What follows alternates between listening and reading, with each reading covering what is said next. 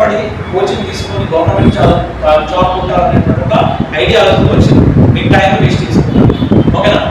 ఇవాళ వచ్చి రేపు క్లాస్ ఆబ్సెంట్ అవ్వడం, రేపు వచ్చి ఎల్లుండి ఆబ్సెంట్ కావడం, సార్ చెప్పిందని సగం సగం వినడం, సార్ చెప్పింది ఏదో రాసుకొని మాతో కాదు ఈ సిలబస్ గురించి భయపడడం, ఇవన్నీ పెట్టుకోకండి. రెగ్యులర్ అటెండ్ చేయండి. ఏ పని చేసినా ఈవెన్ ఒక ప్రోగ్రామ్ ఉంటుంది. ఎవరు మనకు సౌత్ ఆఫ్రికా ఫస్ట్ ప్రధాని ఎవరు, ఫస్ట్ అధ్యక్షుడు ఎవరు? Nelson Mandela. తెలుసు కదా?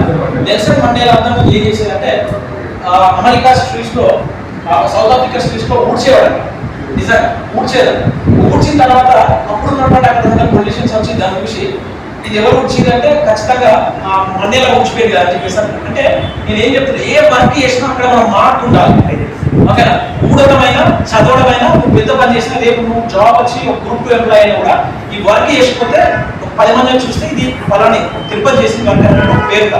ఎందుకు అట్లా చెప్తున్నా అంటే సో అది నిన్ను కాపాడుతుంది. కంటిన్యూ మనం చేసే పనిలో అది ఊడడం కావచ్చు, బిజినెస్ కావచ్చు, చదవడం కావచ్చు, ఇంకేదైనా కావచ్చు.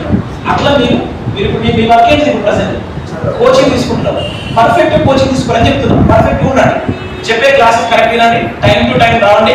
ఫీల్ అయితే ఇక్కడ మంచి ఫ్యాకల్టీ మీకు అనిపిస్తే 100% 99% మంచి ఫ్యాకల్టీ తీసుకొచ్చి చాలా తక్కువ ప్రైస్ సార్ క్లాసెస్ చెప్పిస్తున్నారు. నేను చూసిన దానిలో చాలా మంది నన్ను ప్రమోట్ చేయమని అడుగుతున్నారు, చాలా సంబంధించి.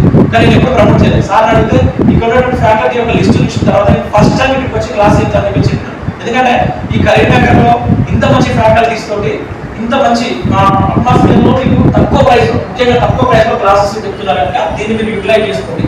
ఈ 3 నెలలు 4 నెలలు పీరియడ్ అయింది కదా, దీంట్లో మీరు కంప్లీట్ చదవండి. అంతే, వేరే వాటికి మీరు పోకండి. సినిమాలు, చికాకులు, ఫ్రెండ్స్ పాటు